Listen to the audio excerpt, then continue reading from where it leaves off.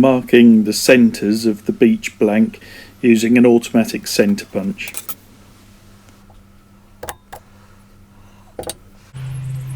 The Beech blank is then mounted between step centres. I've got a step centre in the headstock and the tailstock. Here I'm using a spindle roughing gouge just to bring the blank to round. I'm a bit rusty, I haven't done any spindle work for a long time. Just going backwards and forwards until I'm taking all the corners off until it's round.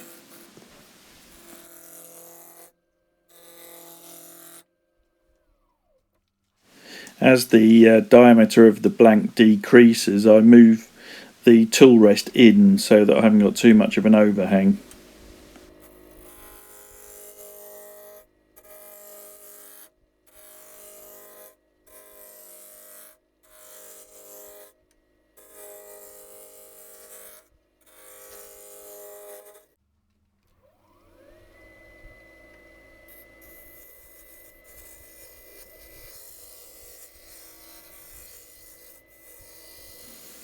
I've got the Beech blank to round now. I was just checking it with the back of the gouge. If it doesn't bounce, then you've got it to round. The next job is going to be to create a tenon on the end that will fit the jaws of my chuck.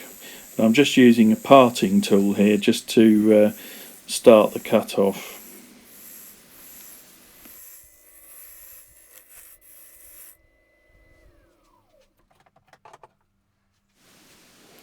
I'm using some calipers here just to check the diameter of the tenon and adjust it accordingly.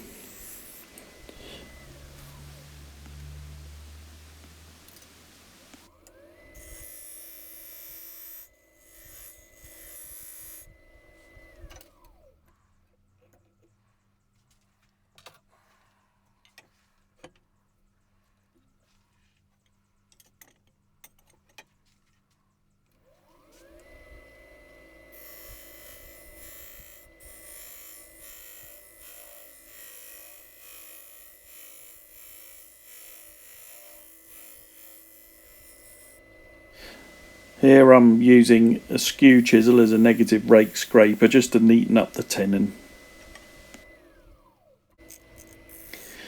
I'm using a parting tool just to square off the face that will be going into the chuck jaws.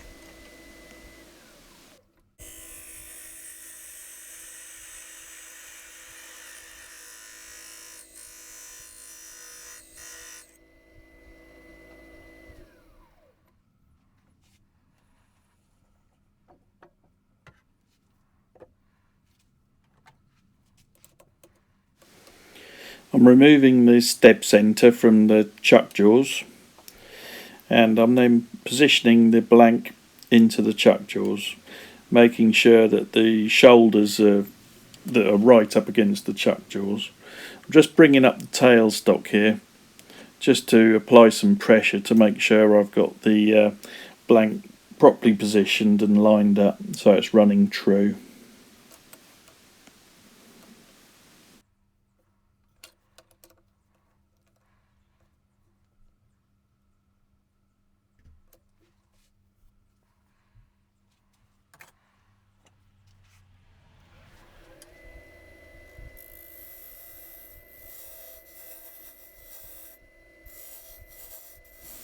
Using a spindle roughing gouge to remove as much bulk as I can, really.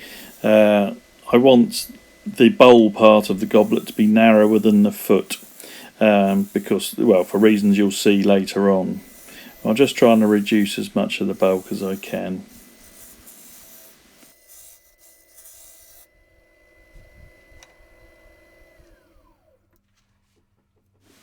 There are a couple of checks or cracks in this wood which you might just be able to see in the video. I was trying to reduce it down so they would disappear, but I couldn't completely eliminate them.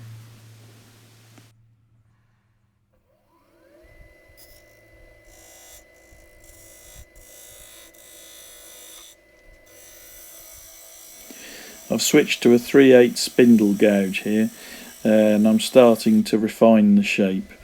A lot of these are practice cuts. I'm so out of practice at spindle turning, and it was quite nice getting back into it.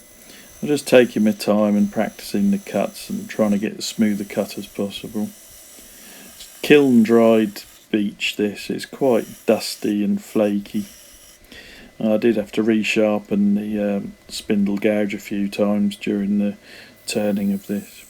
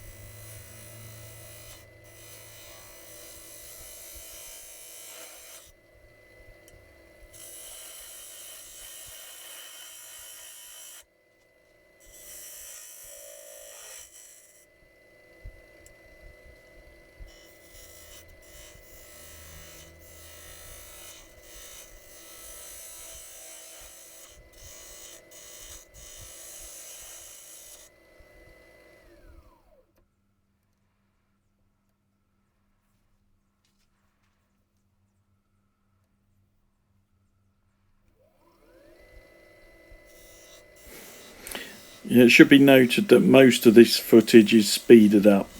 It's at least twice normal speed. I'm just further, refining the shape a little bit, trying to practice my finishing cuts.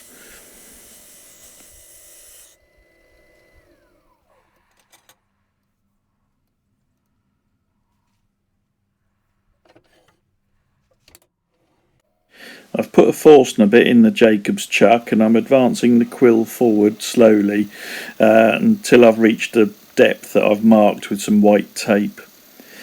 I've slowed the lathe up to 400 RPM. When I'm withdrawing the Forstner bit, note that I keep my hand on the chuck just in case the Morse taper pulls out of the tailstock, and then you've got a Jacob's chuck flying around, which is not safe.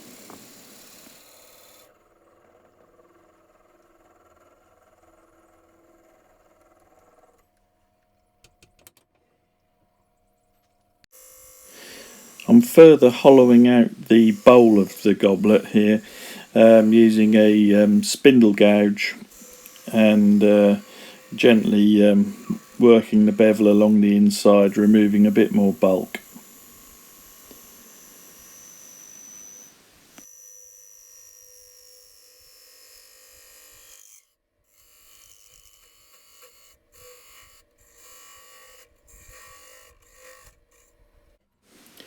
I'm now changing my tool rest to a Robert Sorby's box scraper platform, and this is a platform that you position right inside the opening, and I then use a scraper on top of that, cutting just above centre. Gentle cuts, nice sharp scraper.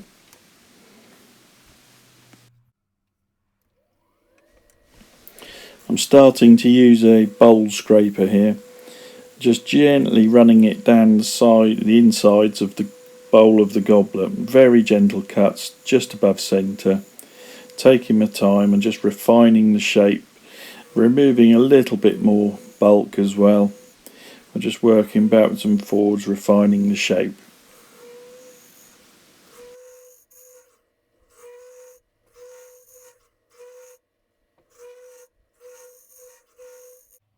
Speed now turned down, doing a little bit of sanding.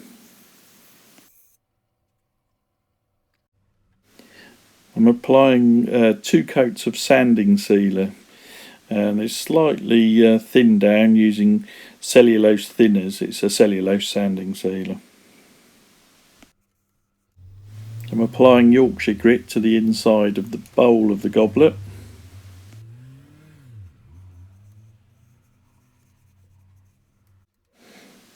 I'm working the Yorkshire grit now, and it gets finer and finer as you work it, producing a finer and finer finish.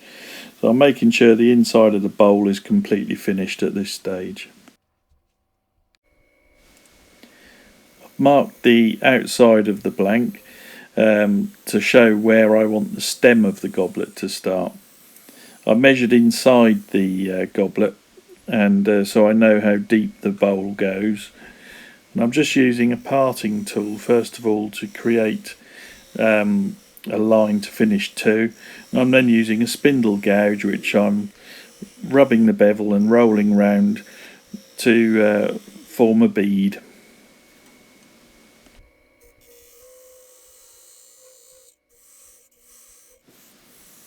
If anyone's interested in learning to turn a goblet, Mike Waldt did a really good beginner's guide video to turning a goblet, and I'll try and put a link in my description to that video, and it's well worth watching, and he explains it much better than I do. He is the goblet master.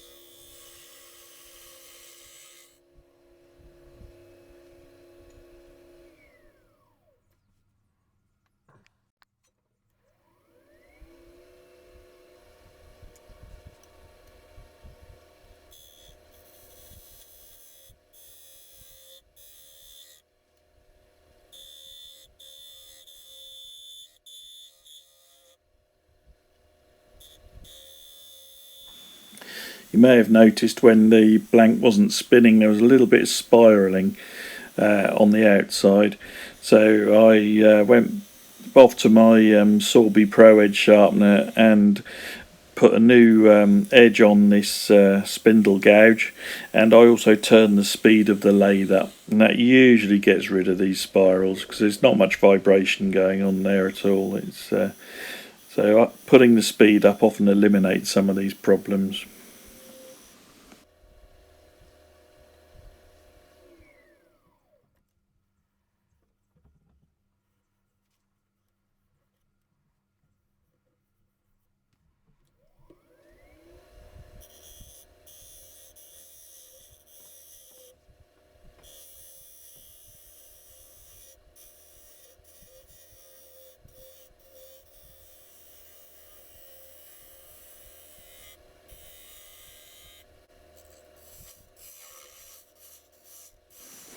You can see quite well in this shot that I'm rubbing the bevel here of the spindle gouge, and I'm cutting downhill all the while.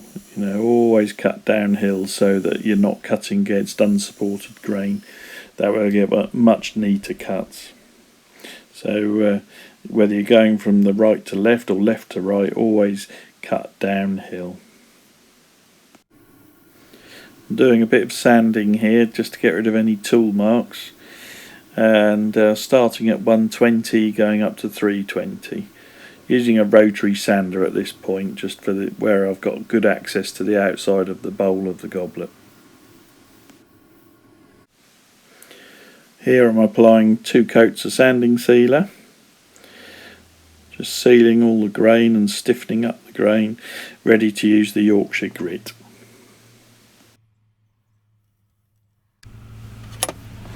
I'm just changing the live centre in the tailstock, and I'm putting my own cone, well, shop-built cone centre over that. It's a wooden one made out of beech with a bit of non-slip mat.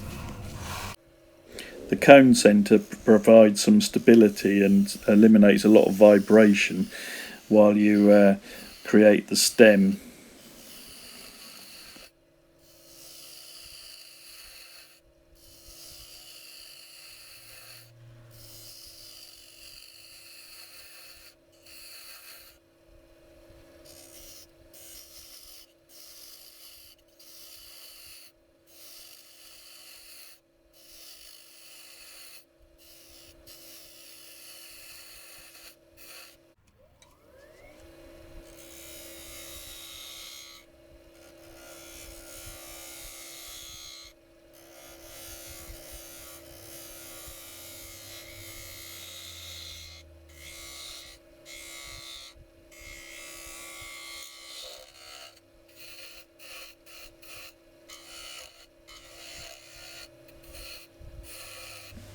I'm gradually removing stock using the spindle gouge, and I'm always rubbing the bevel and always cutting downhill as I'm going, just gradually removing bit by bit.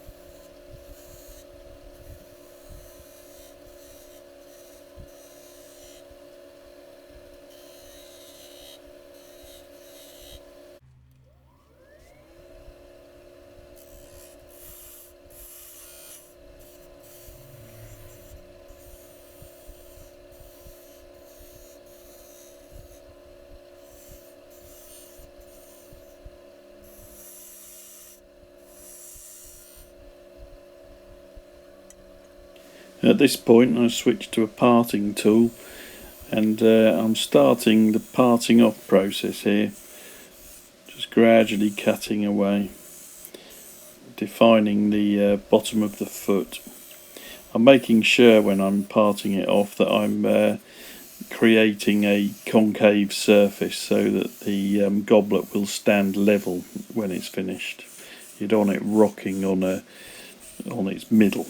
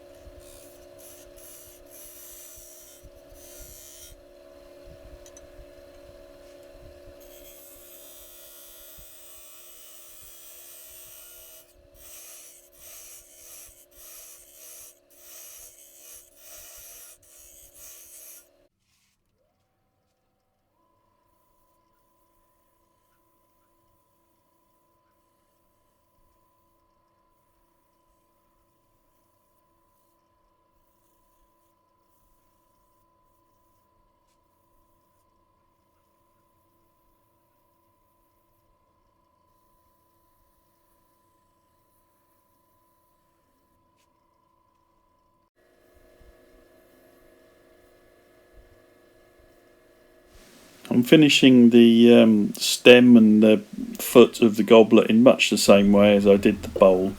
2 coats of sanding sealer. I've sanded it to 320, then applied 2 coats of sanding sealer, then using Yorkshire grit to get that fine finish. And I'll then buff away all the Yorkshire grit once it's done its job.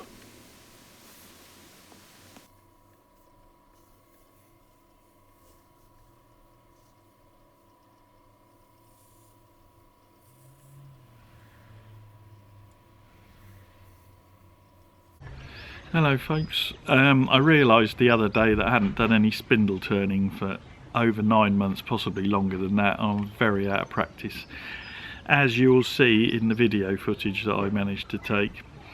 I thought I'd just make a simple goblet, and in actual fact it's to test out some more materials I've picked up off eBay. That's why it's got an extra wide base, all will become apparent. So yeah, it's come out alright. It wasn't intended to be an actual video to put on YouTube, this, but I thought I'll stick it on there and see what you think. But as you'll see, I'm very out of practice at spindle turning, and here's the other part you may have seen. This is a steady that it's a cone centre that fits on the live centre that came with my lathe. Anyone could knock one of these up and that just slots in there, and it just acted as a steady. Instead of using a tennis ball, I've just got this cone centre that goes like that. I've left a foot on it so that if I need to repurpose it at any time, I can just put it in the chuck jaws and return it. This is what I've been itching to experiment with: glow-in-the-dark powder. And I'm going to be mixing it with some West Systems 5-minute epoxy, and I'm going to put it around the goblet. Who knows? We'll see.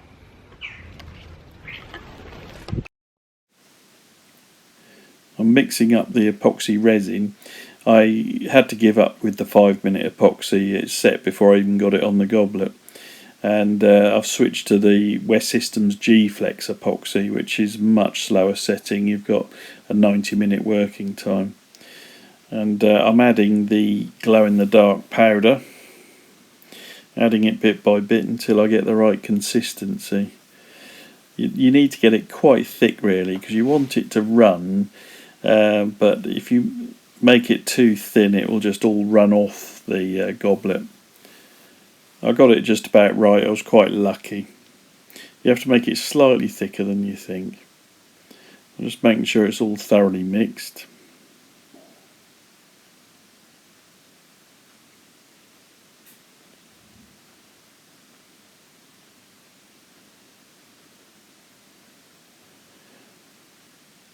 Just adding a little bit more powder here.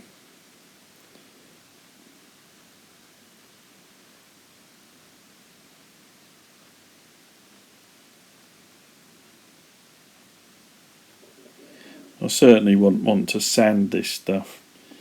I wouldn't want this dust all around my garage. Although it looks too thick, I think I'll be, I guessed it'd be about right, and it did work out okay. Just using a dental utility syringe here. just packing it all into that. It's just the easiest way of applying it to the workpiece, really. It's a mucky job. These lollipop sticks, they're mixing sticks or lollipop sticks, and you can get them off eBay. If you buy them in bulk, they're very, very cheap. Same with the syringes, I got those off eBay. And then I start syringing it around the rim of the bowl of the goblet.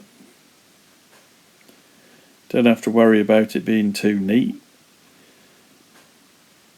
So the idea is I want it to run everywhere.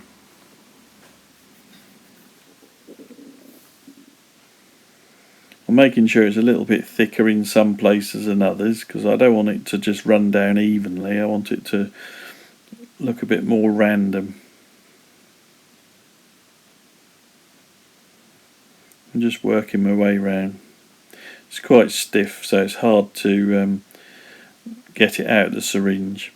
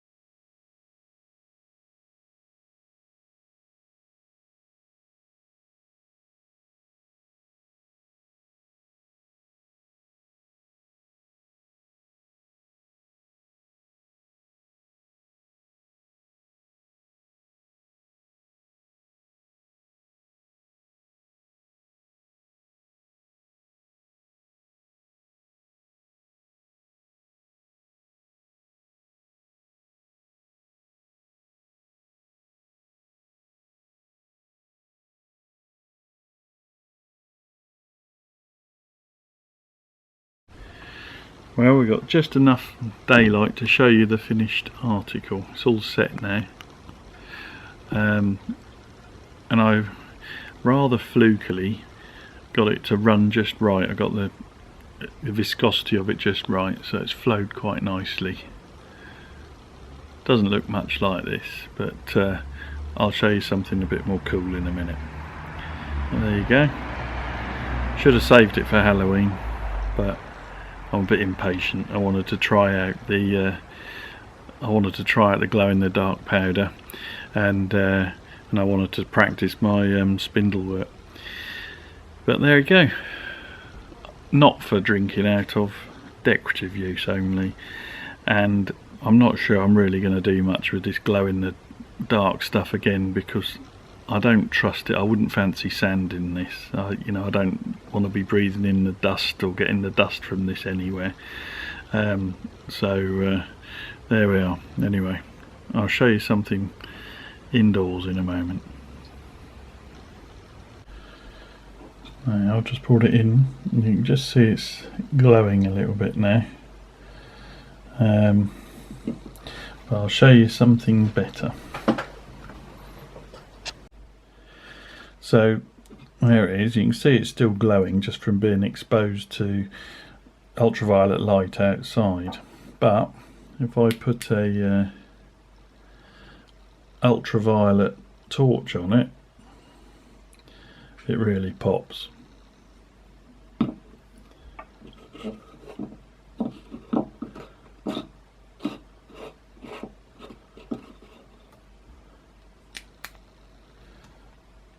There we are.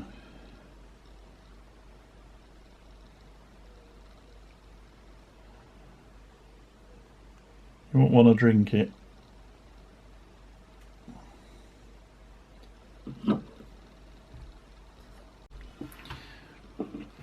So that's the end of today's video. Thanks for watching. I know it's not my usual style, and it was more of a practice and an experiment than anything, but I just thought I'd stick it on film. Yeah, it's a bit different. Massive thanks to everyone for subscribing to my channel. I reached the 3,000 mark this weekend, and I just blown away by that. I can't believe that I've got 3,000 subscribers now, and I'm really pleased about that. That's brilliant. But there we are. Yeah, if you haven't already subscribed, please do. I've got lots more ideas of slightly different stuff to show you, and yeah, more videos coming soon. Yeah, please like, share and subscribe. Cheers.